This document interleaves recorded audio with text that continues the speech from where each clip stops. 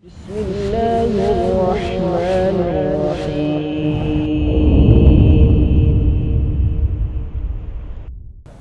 Assalamualaikum warahmatullahi wabarakatuh. Bismillah, alhamdulillah, alhamdulillahi rabbil alamin, wassalatu wassalamu ala sayyidil anbiya'i wal mursalin, nabiyina Muhammadin wa ala alihi wa sahbihi wa man tabi'ahudahu ila yaumiddin. Ya ayyuhalladzina amanu taqullaha haqqa tuqatihi wa la tamutunna illa wa antum muslimun. Ma'asyiral muslimin, jamaah yang senantiasa dirahmati oleh Allah, alhamdulillah, segala puji dan syukur kita panjatkan kepada Allah Subhanahu wa ta'ala atas segenap karunia dan nikmat yang telah Allah Subhanahu wa ta'ala anugerahkan kepada kita semua. Ma'asyiral muslimin, jamaah yang senantiasa dirahmati oleh Allah, kembali melanjutkan kajian kita membahas kitab Al-Adabul Mufrad, karya dari Al-Imam Al-Bukhari rahimahullahu ta'ala. Dan kita masuk pada pembahasan bab yang berikutnya, yaitu babun la yasluhu al-kadibu. Bab pembahasan tentang tidak dibolehkan berdusta, tidak boleh berdusta. Berkaitan tentang bab ini, Al-Imam Al-Bukhari membawakan beberapa hadis Nabi sallallahu alaihi wasallam. Hadis yang pertama, an Abdillahi ibni Mas'udin anin Nabi sallallahu alaihi wasallam qala, dari sahabat yang mulia Abdullah bin Mas'ud, dari Nabi sallallahu alaihi wasallam, beliau bersabda, alaikum bisidqi fa inna sidqa yahdi ilal birri wa innal birra yahdi ilal jannah wa innar rajula yasduqu hatta yuktaba indallahi siddiqan.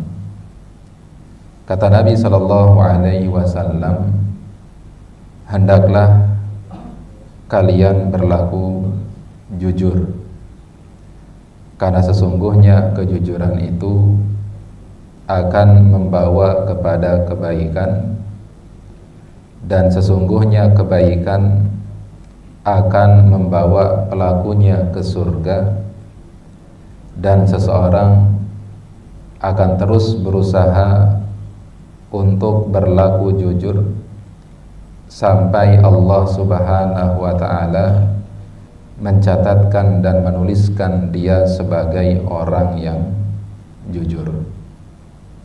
Wa iyyakum wal kadhib.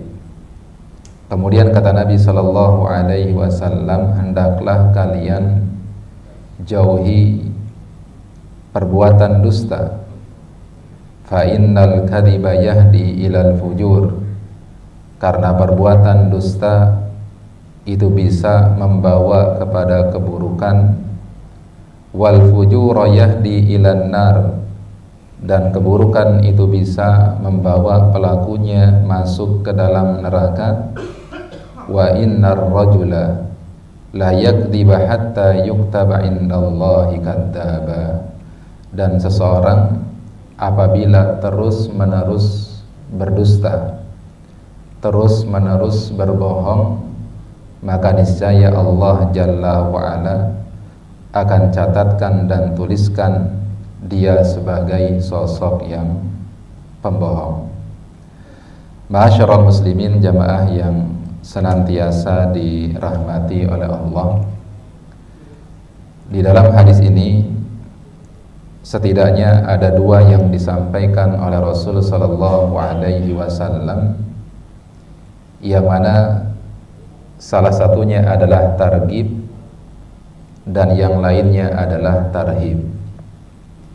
Yang pertama, beliau mendorong dan memberikan motivasi kepada kita atau targhib agar setiap kita berlaku jujur.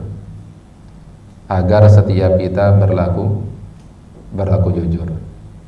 Dan Nabi Shallallahu Alaihi Wasallam sampaikan alasannya kenapa kita diperintahkan untuk berlaku jujur. Karena kata beliau, kejujuran itu bisa membawa seseorang kepada kebaikan. Meskipun kadangkala yang namanya jujur itu pahit di awalnya, akan tetapi endingnya insya Allah akan manis. Dan Allah Subhanahu wa Ta'ala menjadikan sahabat yang mulia Ka'ab bin Malik adalah sebagai teladan bagi kita semua, di mana Ka'ab bin Malik adalah sosok yang berani berkata jujur. Sampai-sampai Allah Jalla wa'ala ketika mengisahkan terkait tentang bagaimana taubatnya Ka'ab bin Malik, lalu ayat setelahnya Allah katakan, ya ayyuhalladzina amanu taqullaha wa kunu ma'as shadiqin. Wahai orang-orang yang beriman, bertakwalah kalian kepada Allah Subhanahu wa Ta'ala, dan hendaklah kalian bersama dengan orang-orang yang jujur. Siapa orang-orang yang jujur di ayat tersebut? Itu kembali kepada kisah Ka'ab bin Malik beserta dengan beberapa orang sahabat Nabi Sallallahu Alaihi Wasallam yang absen dalam perang Tabuk. Jadi Ka'ab bin Malik beserta dengan beberapa orang sahabat yang lainnya itu tidak ikut serta bersama Nabi Sallallahu Alaihi Wasallam dan sahabat-sahabat yang lainnya berangkat ke perang Tabuk. Karena memang perang Tabuk itu adalah perang yang cukup sulit. Terlebih lagi, ya, hari di mana berlangsungnya perang Tabuk tersebut adalah hari-hari, ya, yang penuh dengan panas dan terik matahari. Maka sehingga sebagian orang merasa berat untuk berangkat menuju perang Tabuk. Bahkan tidak hanya sahabat, orang-orang munafik pun banyak yang kemudian juga tidak ikut bersama dengan Nabi Sallallahu Alaihi Wasallam untuk berangkat ke dalam perang Tabuk. Nah, Ka'ab bin Malik beserta dengan sahabat yang lainnya, mereka absen tanpa udzur. Dan ketika Nabi Sallallahu Alaihi Wasallam kembali ke Madinah, maka Ka'ab bin Malik berkata jujur dan berterus terang kepada Nabi Sallallahu Alaihi Wasallam bahwasanya beliau dengan beberapa sahabat yang lainnya tidak berangkat ke perang Tabuk tanpa adanya suatu udzur. Yang karena beliau memilih untuk jujur tersebut, maka beliau diberikan hukuman oleh Nabi Sallallahu Alaihi Wasallam, di mana Nabi dan juga para sahabat-sahabat yang lainnya itu mendiamkan Ka'ab bin Malik dan sahabat-sahabat yang tidak ikut dalam perang Tabuk. Tidak diajak ngobrol. Kalau Ka'ab bin Malik itu mengucapkan salam kepada Nabi, maka Nabi enggak menjawab salamnya. Ketika Nabi melihat ke wajah Ka'ab bin Malik, maka Nabi langsung memalingkan wajah beliau Sallallahu Alaihi Wasallam. Ini tentunya bukan hukuman yang sederhana, hukuman sosial yang luar biasa sekali. itu sampai bisa membuat psikis daripada Ka'ab bin Malik itu menjadi apa? Menjadi turun drastis. Dan itu berlangsung selama beberapa lamanya, sampai kemudian Ka'ab bin Malik mendapatkan manisnya kejujuran yang telah dia ucapkan di hadapan Nabi sallallahu alaihi wasallam, di mana beliau tidak memilih untuk berbohong, tapi beliau memilih untuk jujur kepada Nabi sallallahu alaihi wasallam, yang mana dengan kejujuran itulah kemudian turunlah firman Allah Subhanahu wa taala yang mengampuni dan membebaskan Ka'ab bin Malik dari kesalahan-kesalahan yang telah beliau lakukan. Maka ini adalah contoh bagaimana yang namanya kejujuran itu memang di awalnya itu terasa pahit, tapi yakinlah bahwasanya endingnya pasti manis. Sampai kisah Ka'ab bin Malik ini sebagai penghargaan dari Allah Jalla wa'ala, Allah abadikan di dalam Al-Quranul Karim, dan jadikan beliau sebagai teladan dalam kejujuran. Jadi sekali lagi kata Nabi sallallahu alaihi wasallam, hendaklah kalian berlaku jujur, karena sesungguhnya kejujuran itu bisa membawa kepada kebaikan. Wa innal birra yahdi ilal jannah, dan kebaikan itu bisa membawa pelakunya ke surga.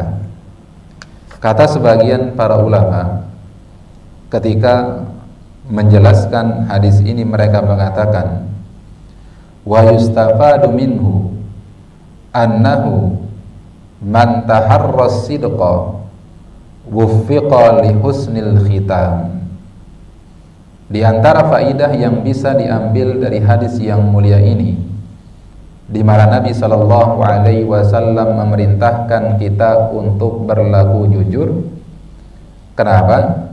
Karena di antara faidahnya adalah barang siapa yang berusaha dan terus melatih dirinya untuk senantiasa berlaku jujur, maka Allah Subhanahu wa taala akan berikan taufik dan hidayah kepada orang tersebut, sehingga dia pun bisa meninggal dan wafat dalam keadaan husnul khatimah. Karena Rasul sallallahu alaihi wasallam sendiri yang mengatakan wa innal birra yahdi ilal jannah. Berarti orang yang berlaku jujur dengan kejujurannya tersebut, dengan usahanya agar dia senantiasa bisa berlaku jujur, inilah yang akan membawa orang tersebut ke surga Allah Subhanahu wa ta'ala. Wa innar rajula, dan seseorang yasduqu hatta yuktaba indallahi siddiqan, dan apabila seseorang itu terus menerus melatih dan berusaha agar senantiasa berlaku jujur, maka insyaallah ta'ala kejujuran tersebut akan menjadi apa? Menjadi karakter dirinya, sehingga Allah Jalla wa'ala catatkan orang tersebut sebagai orang yang apa? Orang yang jujur. Kalau dia apa? Terus menerus melatih dirinya untuk berlaku jujur. Begitu pula sebaliknya kata Nabi sallallahu alaihi wasallam, wa iyyakum wal kadhiba fa innal kadhiba yahdi ilal fujur. Dan jauhilah oleh kalian perbuatan dusta, karena sesungguhnya perbuatan dusta itu bisa membawa kepada keburukan. Wal fujura yahdi ilan nar, dan keburukan itu bisa membawa pelakunya kepada apa? Kepada api neraka.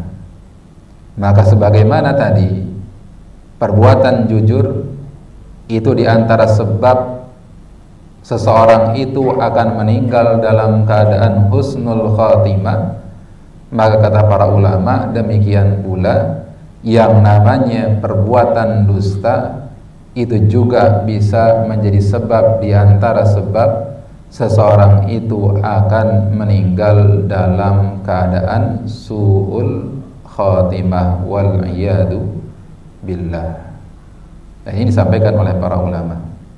Mereka mengatakan yusilu ilaiha iyadan billahi wa hada mimma yundiru bisu'il khatimati kama dzakara ba'dul ulama. Jadi yang namanya kedustaan itu akan bisa membawa pelakunya ke dalam api neraka, dan ini adalah perkara yang harus diwaspadai karena bisa jadi dengan kedustaan yang terus-menerus dilakukan oleh seseorang, ini akan membawa orang tersebut untuk meninggal dalam keadaan su'ul khatimah, ya, dalam keadaan su'ul khatimah. Wa innar rajula la yakdziba hatta yuktaba indallahi kadzdzaba. Dan apabila seseorang itu terus-menerus berbohong, maka niscaya Allah Jalla wa'ala akan tuliskan dan catatkan dia sebagai seorang pembohong, ya, Allah akan catatkan dan tuliskan dia sebagai seorang pembohong. Di sini Al-Imam An-Nawawi ketika menjelaskan hadis ini, beliau mengatakan qala al-ulama, para ulama berkata, hadza fihi hathun ala taharris sidqa. Di dalam hadis ini ada sebuah motivasi dan dorongan dari Nabi sallallahu alaihi wasallam agar seseorang senantiasa melatih dirinya untuk berlaku jujur, ya, untuk senantiasa melatih dan menempa dirinya untuk berlaku jujur. Wa 'ala tahdhiri minal kadhibi wat tasahuli fihi. Sekaligus di dalam hadis ini juga terdapat peringatan dari Nabi sallallahu alaihi wasallam agar setiap orang itu menjauhi perbuatan dusta dan menjauhi perbuatan meremehkan kedustaan, ya, menggampangkan perkara apa? Perkara dusta. Fa innahu idza tasahala, karena kalau seseorang itu meremehkan perbuatan dusta, fihi kathura minhu fa'urifa bihi, lalu kemudian dustanya tersebut lama-lama menjadi banyak dan semakin menumpuk, maka dusta itu akan menjadi sifat dan juga karakter yang akan menempel pada diri orang tersebut.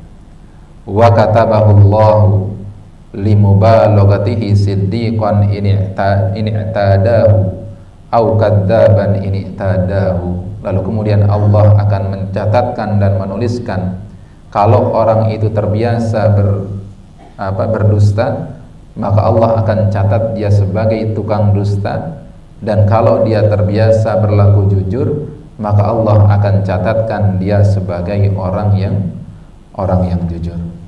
Ma'asyiral muslimin jamaah yang senantiasa dirahmati oleh Allah, ini yang disampaikan oleh Al-Imam Al-Bukhari di dalam hadis yang pertama berkenaan tentang bab ini.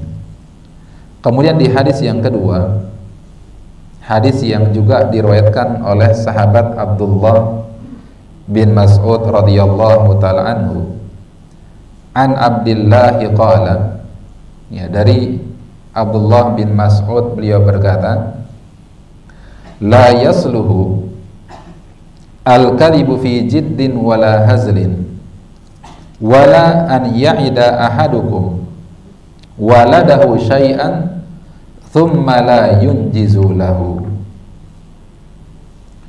Kata Abdullah bin Abbas radhiyallahu taala anhu, tidak boleh dan tidak pantas bagi seseorang untuk berdusta fi jiddin wala hazlin, baik dalam keadaan serius maupun dalam keadaan bercanda. Artinya dalam segala kondisi dusta itu tercela dan tidak dibolehkan. Dalam setiap keadaan yang namanya berbohong itu diharamkan oleh syariat kita. Nanti akan disebutkan pengecualian-pengecualiannya. Kapan dibolehkan untuk berdusta, ya, kapan dibolehkan untuk berbohong.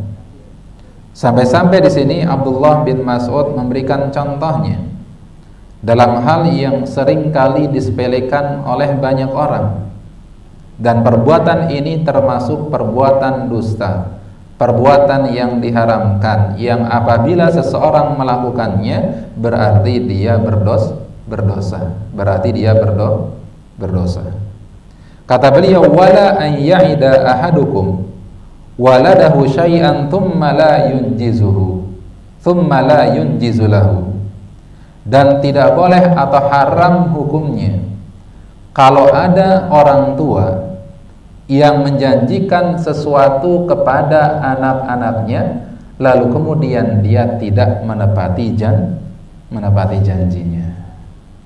Ya, kadang-kadang kita ngomong sama anak kita, menjanjikan sesuatu kepada anak-anak kita, yang kalau kemudian tidak kita tepati, tidak kita berikan apa yang menjadi janji kita, maka itu dicatatkan sebagai sebuah kebohongan di sisi Allah Subhanahu wa ta'ala. Dan ini dicontohkan dalam hadis yang lainnya, dalam hadis yang dikeluarkan oleh Al-Imam Abu Dawud, Al-Imam Ahmad dan yang lainnya, bahwasanya dari hadis Abdullah bin Amir radhiyallahu anhu, beliau berkata, da'atni ummi yauman. Beliau mengisahkan bahwasanya suatu ketika beliau dipanggil oleh ibunya. Wa Rasulullah sallallahu alaihi wasallam qa'idun fi baitina. Dan ketika itu Nabi sallallahu alaihi wasallam sedang duduk di rumahnya. Jadi Nabi dengar, ya, bahwasanya Abdullah bin Amir ini dipanggil oleh siapa? Dipanggil oleh ibunya. Faqalat, lalu kemudian ibunya berkata, ha ta'al u'tika, wahai anakku, kemari, saya ingin memberikan sesuatu kepadamu. Maka Nabi yang mendengar perkataan dari sang ibu tersebut, beliau berkata, faqala laha Rasulullah sallallahu alaihi wasallam, Nabi berkata kepada sang ibu tersebut, wa ma aradti an tu'tiyahu, wahai sang ibu, apa yang hendak dan ingin engkau berikan kepada anakmu? Qalat, lalu kemudian kata sang ibu, u'tihi tamron, wahai Nabi, saya ingin memberikan kurma kepada anak saya.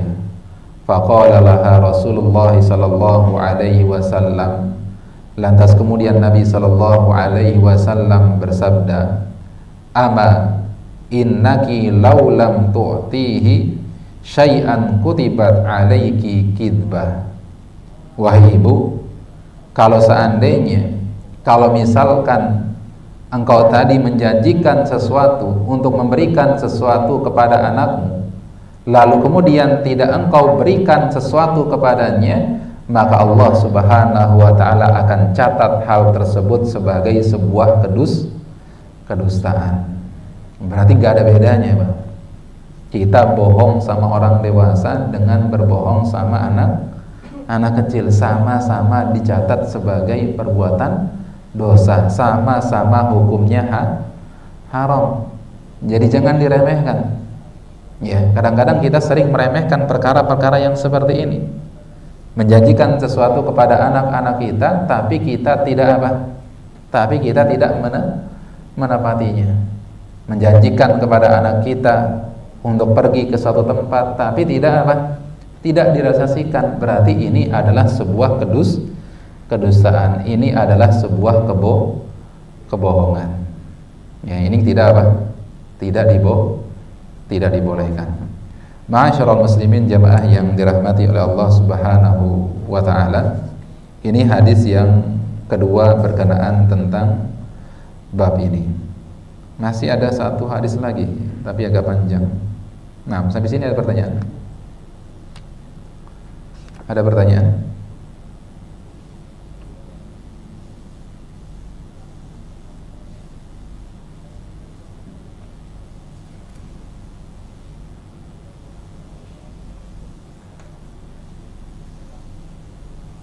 Ya, tidak ada. Ya, jadi di hadis yang kedua ini sekali lagi Nabi Shallallahu Alaihi Wasallam melarang kita untuk apa? Untuk berdusta baik dalam keadaan serius maupun apa? Maupun bercanda. Ya berarti ya seperti orang yang suka prank itu hukumnya berarti apa? Haram. Ya, karena itu adalah sebuah kedustaan. Meskipun dilakukan secara apa? Secara bercanda. Bahkan dalam riwayat yang lain disebutkan salah satu contohnya adalah ketika seseorang menyembunyikan sendal siapa? Sendal temannya. Ya, nyembunyiin sendal temannya. Sampai-sampai temannya itu khawatir kalau sendalnya apa? Sendalnya hilang. Ternyata setelah dicari-cari disembunyiin sama siapa? Sama temannya. Ini juga adalah sebuah kedustaan. Ini tidak dibolehkan dalam syariat kita. Ya, bukan berarti kemudian yang namanya bercanda itu terlarang secara apa? Secara mutlak, enggak. Ya, Nabi Shallallahu Alaihi Wasallam sendiri juga sering bercanda sama istri, sama juga sahabat-sahabatnya. Tapi Nabi Shallallahu Alaihi Wasallam tidak pernah menjadikan kedustaan, menjadikan kebohongan itu sebagai objek candaan. Nggak pernah Nabi melakukan hal tersebut. Kalau beliau bercanda, maka yang keluar dari lisan beliau Sallallahu Alaihi Wasallam itu bukan kedustaan. Baik, ma'asyiral muslimin jamaah yang dirahmati oleh Allah Jalla wa Ala, demikian yang bisa disampaikan pada kesempatan siang hari ini. Semoga bermanfaat bagi kita semua. Wallahu ta'ala a'lam bis-shawab. Subhanakallahumma wa bihamdika asyhadu an la ilaha illa anta astaghfiruka wa atubu ilaik. Wa sallallahu ala nabiyyina Muhammadin wa ala alihi wa sahbihi wa sallam. Assalamualaikum warahmatullahi wabarakatuh.